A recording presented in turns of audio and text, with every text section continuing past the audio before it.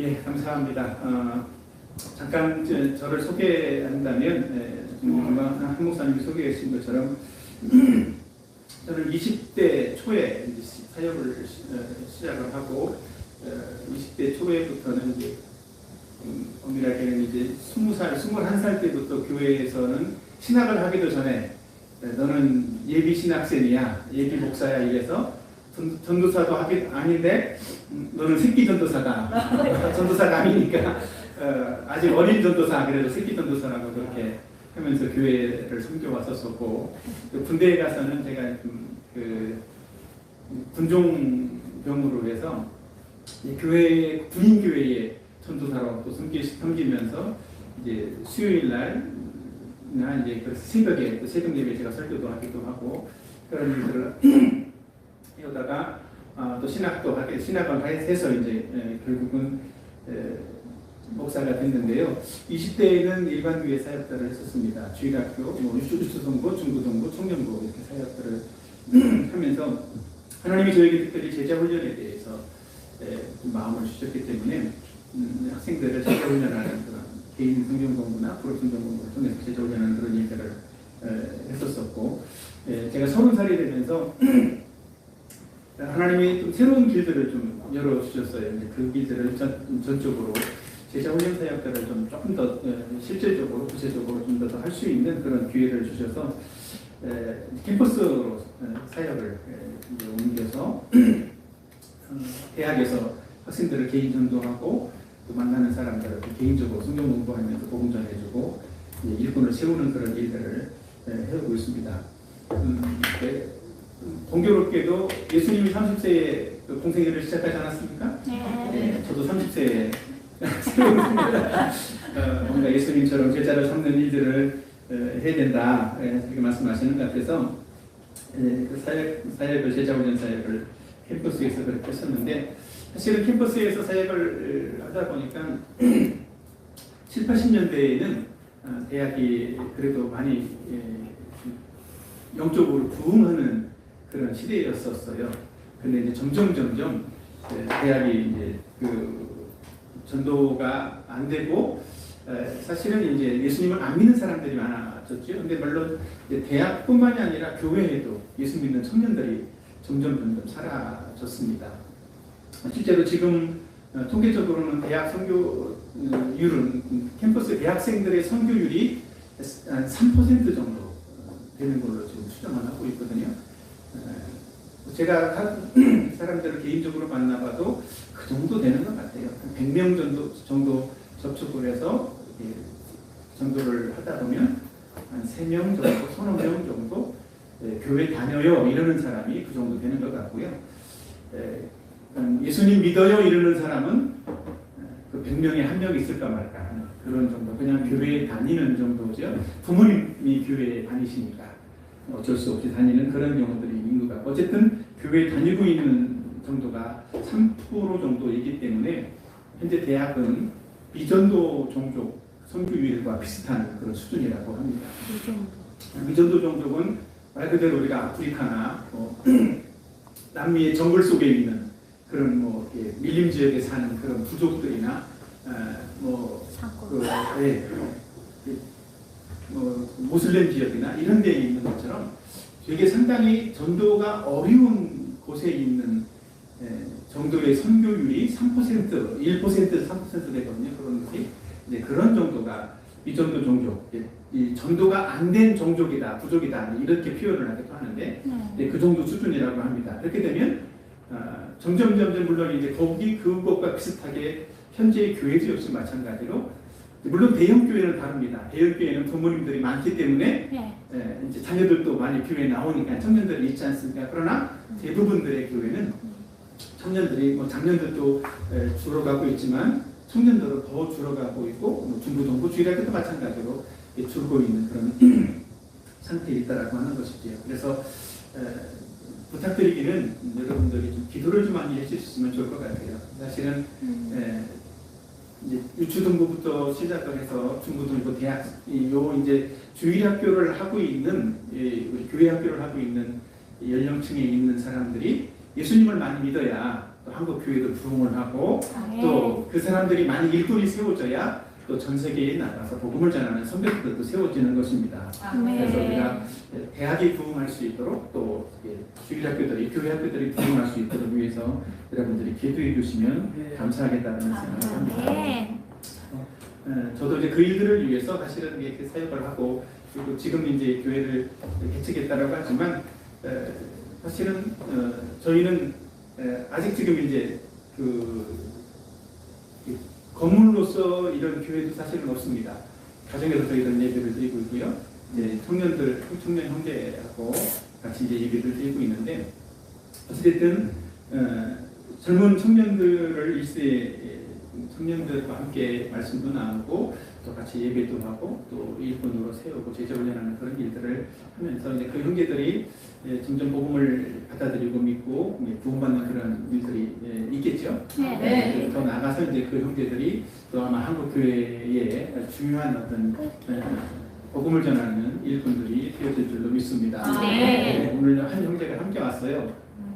저희 집에 거의 빠지지 않고 나오는 형제인데 그 형제는 이제 지금 서강대학교에 다니고 있고요. 제가 대학에 오기 전까지 교회를 한 번도 다닌 적이 없는 형제입니다. 부모님도 교회 안 다니시고 이제 이모가 교회 다니시는 분이신데 어릴 때부터 이모가 뭐 성경 만화, 뭐 성경 동화 이런 거 있잖아요. 그런 책들을 아마 좀 선물을 해주셨는가 봐요. 그래서 그렇게만 이제 읽으면서 조금 접해 오다가 대학에 1학년 들어와서 거의 1월 달에 입학식도 하기 전에 학교에서 오는 이제 어떤 강의들이 있었는데 그 강의에 이제 신청을 해서 신입생 특강 뭐 이런 식으로 하는 게 있었었어요. 그래서 그때 저를 만나서 이제 성경 공부를 시작을 하고 이제 예수님을 믿게 되어서 지금 예수님을 믿고 구원받고 이제 성장하고 있는 그런 형제이기도 합니다. 귀한 형제인데 여러분들 기억날 때마다 더 기도도 해주시고 또 제가 만나고 있는 사람들이 그렇게 예수님을 믿고 구원받는 그런 일들이 생겨져서 그러면 주변의 친구들이나 또 선후배들에게도 복음을 전할 수 있을 것이고 그러면 그 사람들이 또 성장을 하고 또 성숙하면 많은 지역에 주변에 있는 많은 사람들이 구원받는 그런 일들이 일어날 줄로 믿습니다. 저는 어쩌면 그렇게 생각을 합니다. 한국 교회가 선교가 안 된다, 영적으로 쇠퇴기에 있다 이런 부정적인 생각보다는 오히려 어떤 측면에서는 전도가 안 되고 사람이 없기 때문에 예수님 믿는 사람이 적으니까 지금 예수님 믿는 사람들이 일꾼으로 잘 준비되면 전도할 사람들은 많다. 앞으로 구원받을 사람들이 널려 있다. 이렇게 생각을 하면 되는 것입니다. 그래서 안 된다라는 것보다는 많이 있다. 예수님이 말씀한 것처럼 밭을 봐라. 키워줘 추수할 것들이 지금 얼마나 많으냐 이렇게 말씀하시는 그런 마음으로 함께 여러분들이 우리의 이제 우리나라의 선교를 위해서도 우리나라 복음화를 위해서도 함께 기도해 주셨으면 감사하겠습니다. 오늘 제가 말씀을 드리려고 하는 준비했던 말씀은 갈라디아 3장 말씀인데요. 제목은 의인은 믿음으로 살리라라고 하는 그런 말씀입니다. 갈라디아서는 작은 로마서라고 할 정도로 믿음으로 구원받고 의롭게 된다는 사실에 대해서 강조하고 있는 그런 말씀이기도 합니다. 또 역사적으로도 교회의 개혁을 위해서 외쳤던 마틴 루터는 나는 갈라디아서와 결혼했다 이렇게 말할 정도로 이 갈라디아서를 통해서 큰 영향을 받았던 그런 사람이고 실제로 종교개혁에 함께 참여했던 그런 사람이기도 합니다. 이 갈라디아서는 당시의 갈라디아 교회의 어떤 모습들을 보면 유대교의 전통을 따르는 그런 사람들이 율법을 철저히 지킴으로써 구원받을 수 있다라고 생각하는 그런 사람들이 있었기 때문에 예수님을 믿음으로써만이 아니라 율법도 지켜야 구원받는다 이렇게 가르쳤던 사람들이 있었다라는 것이죠. 그래서 특별히 바울은 복음이 무엇이고 또 믿는다라는 게 무엇이고 또 믿음으로 산다라는 것이 무엇인지에 대해서 좀 더 강조해서 갈라디아서를 통해서 가르치고 있습니다. 그래서 무엇보다 바울은 다른 복음은 없다 이렇게 말씀을 하고 있거든요. 그러니까 예수님을 믿음으로써만 구원받는 것이지 그 외에 다른 복음은 없다라고 가르치고 있는 것입니다.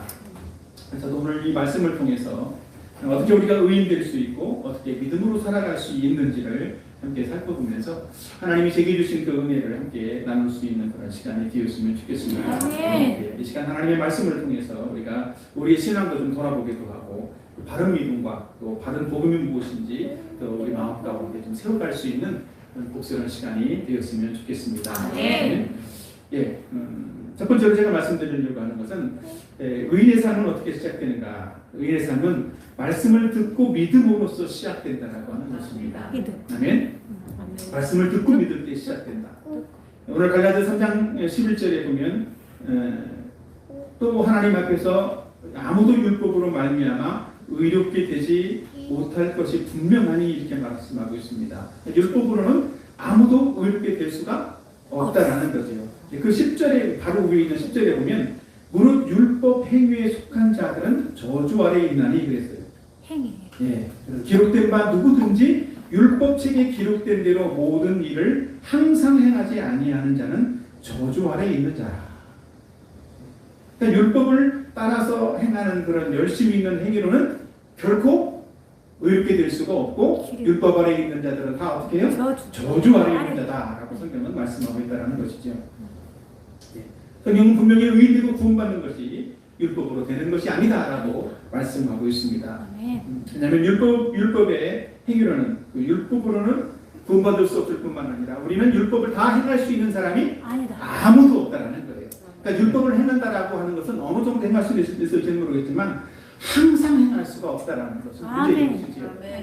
한 예로 우리가 이제 어떤 여름에 더워서 자판기에서 튀김료라도 하나 빼먹겠다라고 하면 보통 요즘 1,000원 이상이 되는데 자판기에서 1,000원을 넣어야만 음료수를 빼먹을 수 있다라고 한다면 혹시 누군가가 100원을 넣는다면 어떨까요?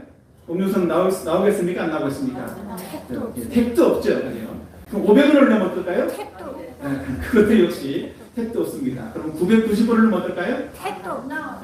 그래도 많이 넣은 것 같지만 그래도 안 나와요. 10원이 부족한 거지만 안 나온다는 얘기죠. 온전히 100%의 1,000원을 다 넣어야 나오는 거예요. 마찬가지로 율법을 행하는 것은 바로 그런 거라는 거죠. 율법에 100가지가 있어도 99가지를 다 행했다라고 할지라도 한 가지. 노력을 했고 정말 열심히 했고 9가지 하느라고 고생했지만 그 한 가지 부족한 것 때문에 뭐 한다고요? 율법을 아무것도 행한 것이 없는 사람과 똑같이 여겨진다는 거예요. 범한 자. 그래서 갈라디아 3장 2절에도 보면 너희가 내가 너희에게 다만 이것을 알려 하노니 너희가 성령을 받은 것이 율법의 행위로냐 혹은 듣고 믿음으로냐 말씀하고 있습니다. 성령을 받은 것은 율법의 행위가 아니라 듣고 믿음으로 된 것이라는 얘기죠. 3장 5절에 그렇게 말씀하고 있습니다. 너희에게 성령을 주시고 너희 가운데에서 능력을 행하시는 이의 일이 율법의 행위에서냐 혹은 믿고 들음에서냐. 믿고 들음에서라고 하는 것이죠. 하나님 우리에게 성령을 주시고 우리가 그 성령을 받고 그 능력을 힘입을 수 있는 것은 결국 율법의 행위가 아니라 무엇이다? 믿음이다라는 거예요. 사실 우리가 성령의 능력을 받을 만큼 우리의 어떤 능력이, 우리의 노력이 이렇게 온전해질 수 있다라고 얼마나 좋겠습니까? 그죠? 그러나 우리는 그렇게 될 수가 없다라고 하는 것입니다. 그렇기 때문에 우리는 아무런 자격이 없지만 바로 예수님의 은혜로 오직 믿음으로서만 구원받는 사람들이 되는 것이라는 것이죠. 제가 대학생들을 만나다 보면 큰 교회 장로님 자녀들이나 또 목사님 자녀들을 이렇게 자주 만나게 됩니다. 근데 신앙생활하는 것이 너무 힘들다라는 거예요. 왜 그렇게 신앙생활하는 것이 힘드냐? 교회도 크고 목사님 설교도 좋고 뭐가 부족하냐? 근데 청년들은 교회에 일할 사람들이 사람은 많은데 일할 사람이 없다라는 거예요. 그러니까 결국 누가 일하냐면 목사님 아들, 장로님 아들, 딸들이 그 사람들만 일을 한다라는 거예요. 맨날 모여서. 그러다 보니까 수련회가 있든지 교회 이제 행사가, 대학교에 행사가 있으면 맨날 한 10명도 안 되는 몇 명이 모여서 밤새면서 일을 한다라는 것이죠. 그러니까 본인들도 갈급하고 본인들도 구원받지 않았고 본인도 뭔가 채워진 것이 하나도 없는데 맨날 열심히 뭔가를 해야만 된다는 것이죠. 저는 자기도 빈그릇인데 뭔가 남을 퍼줘야 되는 것처럼 뭔가 일들만 해야 되는 것이 너무 힘들다라는 거예요. 이런 신앙생활 하기 너무 힘들다. 그래서 제가 신앙생활 그만둬라. 이렇게 말할 수가 없잖아요. 목사가 돼가지고 그만둬 그럴 수는 없죠. 그래서 일하는 것보다 더 중요한 것이 있다. 예수님을 믿는 것이 더 중요한 거야. 네. 이런 얘기를 해주기도 합니다. 그래서 성경도 공부하고 나눠서 가는 그런 일들을 하는데 사실은 저도 옛날에 어릴 때는 20대 때, 뭐 10대, 20대 저도 신앙생활 할 때는 그랬던 것 같아요. 교회에서 목사님들이 어떻게 하면 구원받아요? 그래. 열심히 기도해. 열심히 봉사해. 그렇게 말씀들을 많이 해주셨던 때가 있었어요. 저도 그런 줄 알고 정말 교회에 열심히 봉사했었습니다. 주일날만 되면 아침 7시 반에 집에서 교회 나가서 이제 교회 잘 안 다니는 애들이나 또 애들 집에 가서 그 친구들 깨워서 데리고 교회 가고 예배드리고 교회에서 점심 먹고 또 오후에는 또 잠깐 또 그날 안 나온 친구들 또 신방 가서 그 애들 방문해가지고 그 집에 가서 얘기하고 놀고 그러다가 또 저녁에 그 집에서 저녁 먹고 주일날 오후에 교회 와가지고 저녁 예배 드리고 집에 오면 10시. 거의 그렇게 그런 생활들을 오랜 시간 동안 했었거든요. 그러면서 교회에서 20대 때에는 뭐 주일학교 교사, 성가대, 차량 운전 사실은 안 해본 것이 없을 만큼 이렇게 교회에는 많은 일들을 했는데 왜 그렇게 했을까요? 그렇게 하면 부모님들 열심히 하면 그거 만난다고. 그래서 제 열심히 특심이 되어서 그래 한번 나도 한번 해보자. 열심히 하면 된다는데 나도 해보자. 그랬었죠. 근데 아무리 해도 제 안에 채워지는 게 없더라고요. 봉사한다라고 해서 뭔가 조금씩은 그런 게 채워지는 것들이 뭔가 조금씩은 하나님이 정말 살아계신가? 이런 부분들. 그런 퀘션들이 생기고 아니면 하나님이 살아계실지도 몰라. 그래서 이걸 포기할 수는 없는 거예요. 하나님이 정말 살아계신다라면 어떻게 할까?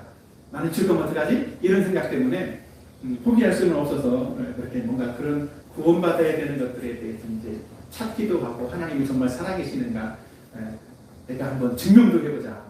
이래서 과학책도 읽어보기도 하고 뭐 철학책도 읽어보기도 하고 성경도 많이 읽어보기도 하고 했었습니다.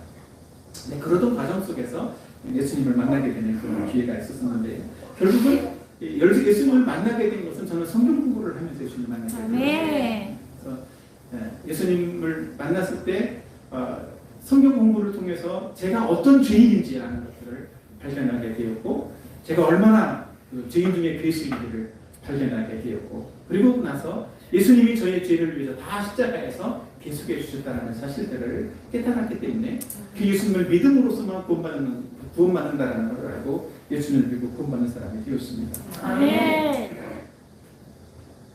실제로 우리가 신앙생활 하다 보면 누구든지 다 예수님을 믿고만 구원받을 수 있어요. 그죠? 근데 신약의 사람들은 예수님을 믿음으로 구원받는다고 하잖아요. 근데 구약의 사람들은 어떻게 구원받았을까요? 구원은 구약 사람들은 행함으로 받았습니까? 바라보며. 구약 사람도 믿음으로 구원받았어요. 믿음으로. 한번 우리 이건 중요한 거니까 갈라디아서 3장 6절 한번 같이 한번 읽어보실까요? 갈라디아서 3장 6절 다 같이 시작. 아브라함이 하나님을 믿음에 그것을 우리에게 의로 정하셨다 함과 같으니라. 8절 시작. 또 하나님이 이방을 믿음으로 말미암아 의로 정하신 것을 성령이 미리 하시고 먼저 아브라함에게 복음을 전하되 모든 이방인이 너로 말미암아 복을 얻으리라 하셨느니라. 아멘. 14절 시작. 이는 그리스도 예수 안에서 아브라함의 복이 이방인에게 미치네 또 우리로 하여금 믿음으로 말미암아 성령의 약속을 받게 하려 함이라. 아멘. 네. 아브라함은 무엇으로 구원받았어요? 믿음으로. 아브라함이 행함으로 구원받은 것이 아니라는 거예요. 구약의 사람들도 행함이 아니라 믿음으로 구원받았어요. 아브라함은 율법이 율법이 생기기 몇백 년 전에 살던 사람이에요. 그죠? 네. 그러나 그 율법이 아브라함이 믿음으로 구원받았던 것을 무마할 수가 없었다는 것이지요. 하나님은 원래부터 믿음으로 구원받는 그 일들을 아브라함에게서부터 시작해서 아브라함의 후손을 통해서 그 일들을 이루실 것을 계획하셨고 약속하셨다는 것입니다. 아멘. 네. 그래서 우리는 아브라함이 믿음으로 구원받은 것처럼 우리도 아브라함의 입장에서 보면 우리는 다 누구예요? 이방인이잖아요. 그렇죠? 네. 이방인 된 우리도 어떻게? 믿음으로써 구원받는 사람이 되겠습니다. 네. 똑같이.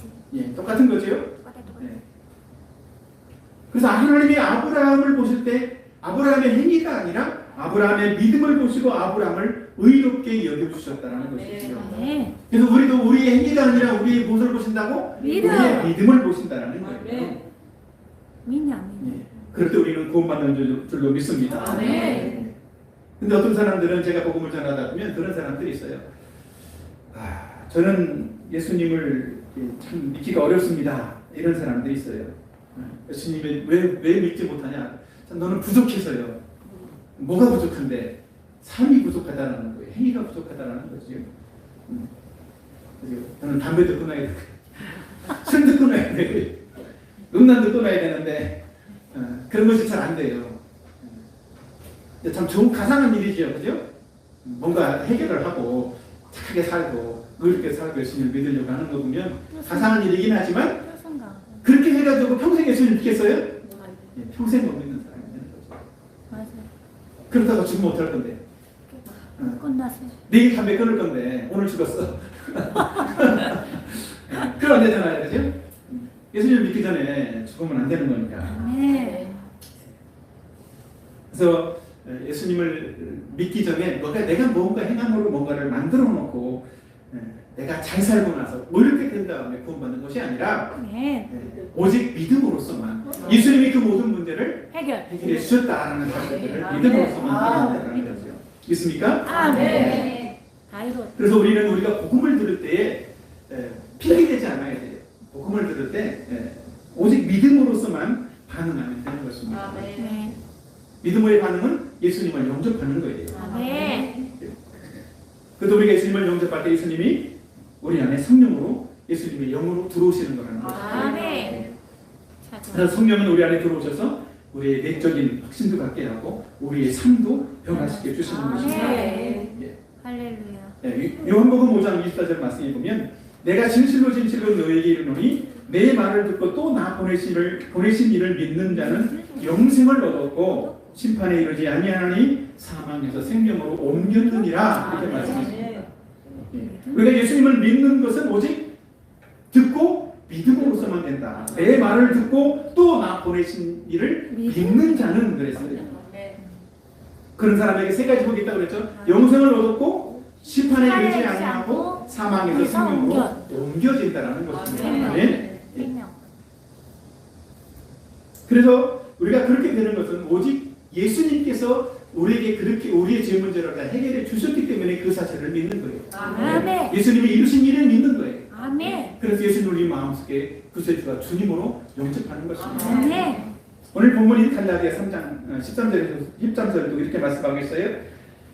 그리스도께서 우리를 위하여 저주를 받은 바 되사 율법의 저주에서 우리를 속량하셨으니 기록된 바 나무에 달린 자마다 저주 아래 있는 자라 하였습니다. 아멘. 예수님이 우리를 대신해서 십자가에서 다 우리가 받을 우리의 저주를 다 받아주셨기 때문에 우리는 구원받는 사람들이 되었다는 거예요. 우리는 그 사실을 믿음으로써 구원받는 것입니다. 아멘.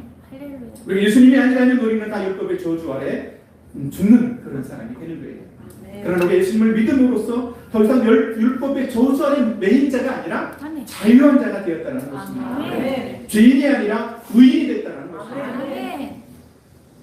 혹시 오늘 이 자리에 계신 분들 중에서도 예수님을 믿기에 주저하시는 분이 혹시 계시다라면 예수님을 믿으시길 바랍니다. 믿음으로 의롭게 되기를 축원합니다. 예수님이 복음을 통해서만 의롭게 되는 줄로 믿습니다. 로마서 1장 17절 말씀에 복음에는 하나님의 의가 나타나서 믿음으로 믿음에 이르게 하나니 기록된 바 오직 의인은 믿음으로 말미암아 살리라 함과 같으니라. 이렇게 말씀하십니다. 오직 하나님께서 주시는 그 의로움은 예수 그리스도를 믿음으로만 얻을 수 있다는 말씀인 거예요. 아멘. 복음에는 하나님의 의가 나타났다. 그러니까 예수님의 복음을 통해서만 구원받을 수 있고 그 사실을 믿음으로서만 구원받는 사람이 될 수 있다는 것이죠. 아멘. 예수님 이외에 다른 복음은 없는 줄 믿습니다. 아멘. 우리는 믿음으로 의로운 하나님의 자녀가 되고 또 믿음으로 하나님의 복을 받는 하나님 주시는 풍성한 복을 받는 그런 생애가 될 줄로 믿습니다. 아멘. 네. 두 번째로는 우리가 믿음으로 산다는 것은 무엇인가? 두 번째로는 하나님의 약속을 믿고 순종하는 것이라는 거예요. 순종. 믿고 순종. 예, 믿고 순종하는 것이다. 네, 그죠? 첫 번째는 제가 뭐라고 말씀드렸어요? 믿음. 듣고 믿는 것이다. 듣고. 그죠? 듣고 이번에는 믿고 순종하는 믿고 것이다. 순종. 예. 어. 오늘 본문에서도 분명히 그렇게 말씀하죠. 의인은 믿음으로 말미암아 살리라. 예. 그럼 어떻게 사는 거예요? 믿음. 어떻게 사는 것이 믿음으로 사는 겁니까? 믿고 순종. 네, 순종하는 거예요. 믿음의 근거는 하나님의 말씀인 거예요. 그 말씀을 순종해야 된다는 것이죠. 그럴 때 하나님이 성경에 약속하신 모든 말씀이 내가 순종할 때 내 것이 되고 내가 순종할 때 내가 그 말씀의 약속대로 하나님 주시는 복과 은혜를 누릴 수 있는 것이다. 아멘. 그죠? 네. 아무리 진수성찬이 살고 있어도 내가 먹지 않으면 누구 거예요? 비쪽. 네, 남의 거예요. 말씀대로 비쪽 게 살고 그죠? 남의 것이 나는 아무리 진수성찬이 있어도 나는 먹지 않으면 나는 배가 고파서 쫄쫄 굶는 것이 되는 거겠죠. 내 것이 되려면 내가 믿음으로 순종하고 내가 받아들여야 되는 거예요. 아멘. 아멘. 아브라함에게 하나님 말씀하신 것처럼 아브라함의 자손을 통해서 믿음으로 구원받는 일들을 약속하셨어요. 아브라함의 자손이 많은 사람을 말하는 것이 아니라 한 명만을 말한다고 그랬어요. 누구요? 아브라함의 자손으로 오셨던 예수 그리스도. 그분을 믿음으로서만, 예수님을 믿음으로서만 순종하고 구원받고 그분의 말씀에 순종함으로서만 우리가 영생을 누릴 수 있다는 것이죠. 아멘. 우리가 예수님을 믿기 전까지 우리는 누구를 위해 살았을까요? 나를 위해 사는 거예요. 내가 원하는 삶을 살고 내가 기뻐하는 그런 삶을 사는 것입니다. 그러나 예수님을 믿은 후에는 누구를 위해 살아요? 예수님을 위해 사는 거예요. 아멘. 고린도후서 5장 15절 말씀 한번 같이 한번 읽어보실까요? 그리스도 외우시는 분들도 계실 거예요. 고린도후서 5장 15절 17절 두 절만 같이 한번 15절과 17절 두 절만 같이 한번 보도록 하겠습니다. 고린도후서 5장 15절 17절 같이 읽으시면 하면 고린도후서 5장 15절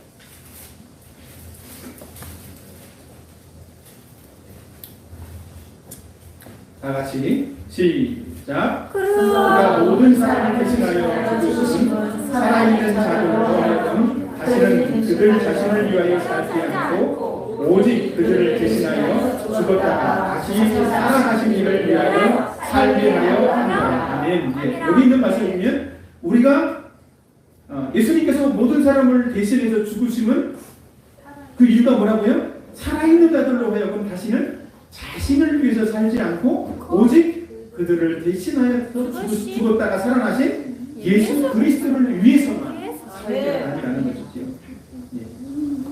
왜 이런 삶을 살아야 된다고요? 우리는 믿음으로 새로운 사람이 되었기 때문인 거예요. 17절 고린도후서 5장 17절 그런즉 누구든지 그리스도 안에 있으면 새로운 피조물이라 이전 것은 지나갔으니 보라 새 것이 되었도다. 아멘.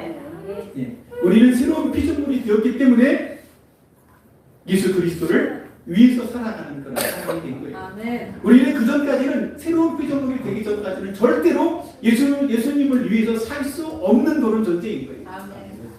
우리 노력이나 열심으로는 절대로 그렇게 살 수가 없어요. 아멘. 예수님을 믿을 때 새로운 피조물이 되었을 때에만 그런 사람이 가능해지는 거예요. 아멘. 누가 오셨기 때문에? 예수님이 내 안에 계시기 때문에 성령님이 내 안에 계시기 때문에 그분이 도와주시는 거예요. 그러니까 살 수 있도록 그분이 도와주시는 거라는 것이지. 그러면 새로운 피조물이 된 사람, 이런 사람들이 늘 먹고 살아야 될 양식이 무엇일까요? 그 하나님의 말씀입니다. 아까도 말씀드렸던 것처럼 그 말씀을 우리가 내가 섭취하고 내가 먹어야, 내가 받아 먹어야, 내가 순종해야만 그 말씀은 내 것이 되는 거예요. 아멘. 그래야 내 삶이 달라지고 내가 의로운 사람으로 바뀌어지는 것입니다. 구약의 율법도 어떤 측면에서는 조건적이에요. 네가 이렇게 하면 이런 복을 줄 거야, 이런 어떤 내용이지 않습니까? 네. 사실은 의롭게 된 사람도 마찬가지인 거죠.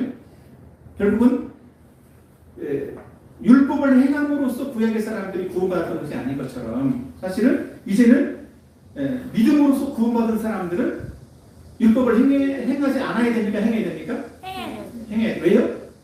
이제는 구원받은 믿음으로 구원받은 사람들에게 율법이 아니라 약속인 거예요. 축복. 예, 축복인 거죠. 아멘. 약속을 행함으로 우리는 하나님의 복을 받는 사람이 아멘. 되었다는 것입니다. 아멘. 아멘. 율법을 그러니까 하나님의 약속을 받기 위해서 우리는 말씀에 순종하는 사람이 되어야 돼요. 아멘. 어떤 사람들은 예수님을 믿으면 내가 의롭게 되었으니까 또 천국을 가게 되었으니까 이제는 내 마음대로 살아도 된다, 이렇게 생각하는 사람들이 있어요. 아니다. 어떤 이단들이 그러더라고요. 그건 이단이에요. 구원파. 구원파죠. 네. 그러니까 구원받은 사람이라면 그래서 어떻게 해야 돼요?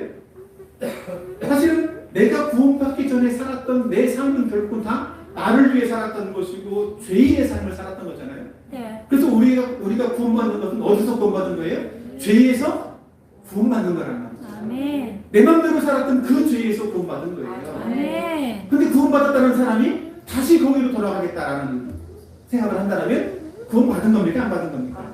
그 사람은 구원 안 받은 거예요. 아직 안 돼. 그래서 나는 예수 믿었다라고 하는 사람이 내 마음대로 살고 싶다, 냅둬 이대로 살다가 죽게, 이런 사람이 있다면 이 사람은 구원받은 사람이 아니야, 아멘. 이렇게 생각하면 딱 맞습니다. 그 말씀이 제 말씀이 아니라 성경에 그렇게 말씀하고 있어요. 자, 제가 베드로전서 4장 1, 2절 한번 읽어드리겠습니다. 들어보세요. 그리스도께서 이미 육체의 고난을 받으셨으니 너희도 같은 마음으로 갑옷을 입어라, 갑옷을 삼으라. 이런 육체의 고난을 받은 자는 죄를 그쳤음이니 그 후로는 다시 사람의 정욕을 따르지 않고 하나님의 뜻을 따라 육체의 남은 때를 살게 하려 합니다. 아멘. 예수 그리스도께서 죄를 어떻다고요? 그쳤다라는 거예요. 네. 우리가 학교를 졸업하면 그 학교를 다시 다녀야 안 다녀요? 안 다녀요. 다닐 네. 필요도 없는 거예요. 네. 예. 예수님의 복음은 죄를 그친 거예요. 졸업하도록 만들어준 거죠. 더 이상 가지 않아도 되는 거예요. 거기로. 우리는 믿음으로 말씀에 하나님의 뜻을 따라서 순종하는 삶을 우리의 육체의 남은 때를 그렇게 살게만 하면 되는 거죠. 아멘. 그렇게 하도록 하나님이 우리를 새로운 피조물에 되게 하셨고 우리를 불러주신 줄로 믿습니다. 네. 그렇기 때문에 우리가 예수님을 믿는 사람들은 하나님. 성령께서 하나님이 우리를 그런 축복된 삶으로 또 그런 축복된 삶이 될 수 있도록 우리를 변화시켜 나가는 줄로 믿습니다. 아멘. 네. 하나님. 우리가 남은 때를 하나님의 이렇게 하나님의 축복을 받으면서 하나님의 뜻을 따라 인생을 살려면 어떻게 해야 될까요? 어떻게 성경을 가까이 해야 됩니다. 가까이. 그거밖에 없어요. 가까이. 여러분들이 성경 읽기를 참 많이 하면 좋겠습니다. 아멘. 여러분들 혹시 1년에 성경 몇 번쯤 읽으세요? 많이 읽으시죠? 네, 조용하세요. 예. 그럴 거예요. 1년에 하루에 성경을 10장만 읽으면요, 1년에 성경을 3독을 할 수 있습니다. 와. 하루에 성경을 10장을 읽으면 4개월이면 한 독을 할 수 있어요. 예, 제가 교육개척을 하고 나서 저희 교수들한테 3월달에 이제 교육개척을 한다고 3월달에 같이 모여서 얘기를 드렸는데 3월달에 계획을 했어요. 성경을 읽자.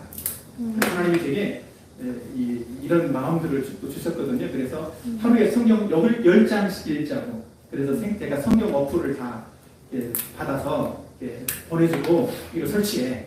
그리고 같이 이제 성경을 읽자 이랬는데 성경을 몇 분에게 성경을 같이 읽었는데 하루에 10장 성경을 읽었는데 이제 지금 몇 월 달이에요? 좋으면 8월. 8월. 그렇죠? 네. 8월 초에 지금 근데 벌써 지금 성경을 다 읽었어요. 성경 한 번을. 2번이요. 네. 또 지금부터 또 읽으면 12월까지는 성경을 또 다 읽을 수 있겠죠. 그렇죠?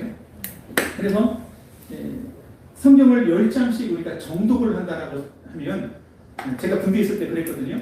아침에 이제 그 교회 이제 그 군인교회에 전도사로 있으면서 아침에 출근을 하면 목사님하고 둘이 앉아서 성경을 읽어요. 1시간 동안. 근데 서로 소리를 내면서 분갈하면서 성경을 읽는 거예요. 10절씩. 근데 읽다 보면 그 소리를 내서 또박또박 읽는 거니까 1시간 정도 읽으면 한 10장, 많으면 11장 이 정도 읽더라고요.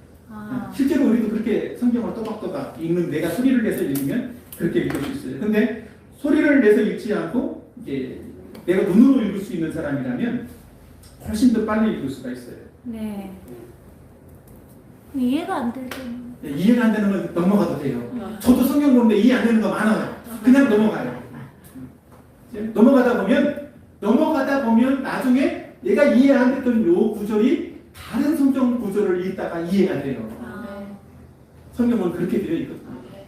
또 이해 안 되면 정말 궁금해 죽겠어 이러는 것이 있으면 목사님한테 전화하세요. 네. 교회에 와서 예배 드릴 때 목사님한테 여쭤보세요. 네. 목사님도 다 알겠습니까? 몰라요. 네, 다 아시겠죠. 목사님도 다 모르시는 경우가 있어요. 아, 우리 목사님 저것도 모르네. 그렇게 하지 마시고, 네. 네, 목사님도 모르시면 목사님도, 네, 다음에 신학을 배우고 있으니까 내가 공부한 거 찾아보고 알려줄게요. 네. 다음 주에 알려줄게요. 그렇게 되는 거죠, 그죠? 저도 그래요. 그래. 네. 신학대학원 교수는 다 알겠습니까? 몰라요. 네, 신학대학원 교수도 다 몰라요. 모르는 것은 나도 모르겠다. 찾아보자. 이렇게 하지.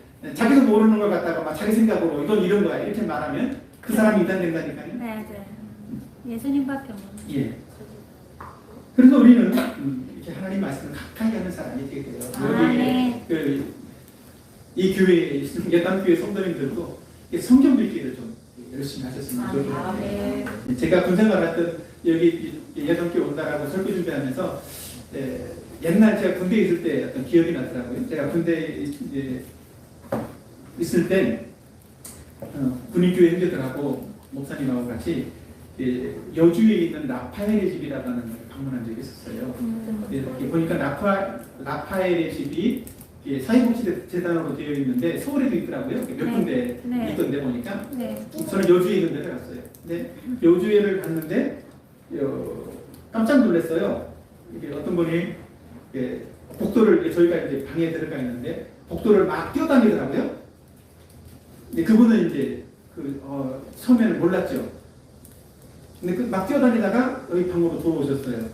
근데 옆에 있는 분이 그분이 시각장애 1급이라는 거예요.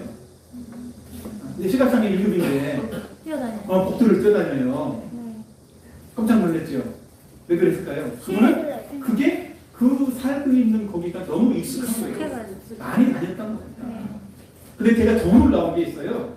제가 기절할 뻔했는데 그분이 신약 성경 전체를 암송을 해요. 좋겠다. 좋겠죠. 그래서 제가 시험을 해봤어요. 좋겠다. 예를 들어서 마태복음 5장 해보세요. 그러면 마태복음 5장 쭉 나와요. 고린도서 3장 그냥 쭉 나와요. 그냥 성경을 펼 필요가 없어요. 좋겠다.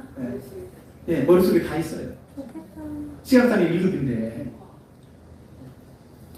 저도 소원인데. 네. 그 소원이죠. 왜 그렇게 됐을까요? 그분은 성경을 많이 읽어서 많이 익숙해진 거예요. 들어서. 많이 읽기도 하다 보니까 익숙해지고 또 암송도 할 수 있게 됐겠죠. 그렇죠? 감사합니다. 저와 여러분들 그렇게 되기를 축원합니다. 네. 할렐루야. 우리도 성경을 가까이 하다 보면 성경이 익숙해지고 또 하나님의 그 약속의 말씀들을 내가 받아들일 수가 있어요. 이 말씀도 내 거, 또 말씀도 내 거. 그 말씀을 붙잡고 기도하고 그 말씀대로 이루어달라고 기도하고 내가 그 말씀대로 이룰 수 있도록 나도 순종하고 그러면 그 말씀이 내 삶의 축복이 되고 내 삶을 변화시키는 그런 양식이 되는 거예요. 그래서 우리의 삶은 정말 진정으로 풍성한 그런 삶을 살아갈 수 있게 되는 줄로 믿습니다. 저와 여러분 모두가 이런 하나님의 약속을 믿고 순종하는 그런 새해가 되었으면 좋겠습니다. 할렐루야. 네, 오늘 말씀처럼 오직 의인은 믿음으로 말합니다. 할렐루야. 예수님의 말씀을 복음을 듣고 믿어서 의인 된 사람이라면 어떻게 된다? 약속을 믿고 순종하는 것을 사는 순종하는 사람이 됩니다. 네. 그것이 믿음으로 사는 삶이라는 거예요. 네. 하나님 말씀이 내게 이루어질 줄로 믿어야지. 네. 남한테는 이루어질 줄로 믿으면서 나한테는 이루어지지 않을 것으로 믿는다라면 그건 믿음으로 사는 게 아닌 거예요. 네. 여러분 하나님이 천지천지하신 줄 믿습니까? 네. 아멘입니다. 그죠? 네. 그럼 하나님이 내 삶에 필요한 문제들, 질병이든 가정의 문제든 재정의 문제이든 해결해 주실 줄 믿습니까? 네. 믿어야 되는 거죠. 아멘. 믿겠습니다. 네. 천지를 창조하신 그분의 능력이라면 내게 있는 어떤 문제라도 해결해 주지 못할 게 뭐가 있겠어요? 아멘. 하나님의 능력은 부족함이 없는 줄 믿습니다. 아멘. 하나님 우리에게 믿음으로 살아가는 우리에게 놀라운 은혜와 복을 더해 줄 줄로 믿습니다. 아멘. 풍성한 은혜와 복을 받아 누리는 그런 저와 여러분의 생활가 되기를 예수님의 이름으로 축원합니다. 할렐루야. 우리 잠깐 이 시간에 같이 한번 합심해서 한번 같이 기도했으면 좋겠는데요. 아멘. 오늘 들은 말씀처럼 우리가 믿음으로 반응해서 하나님의 복음의 말씀을 들을 때 믿음으로 반응해서 의인되는 그런 사람이 될 수 있도록 도와주시라고 기도하고 또 우리가 이미 믿음으로 의인된 사람이라면 하나님의 약속을 따라서 믿음으로 순종하고 하나님이 약속하신 모든 복과 은혜를 풍성히 누릴 수 있는 그런 생애가 될 수 있도록 도와주시라고 같이 합심해서 한 1분 정도만 기도하겠습니다.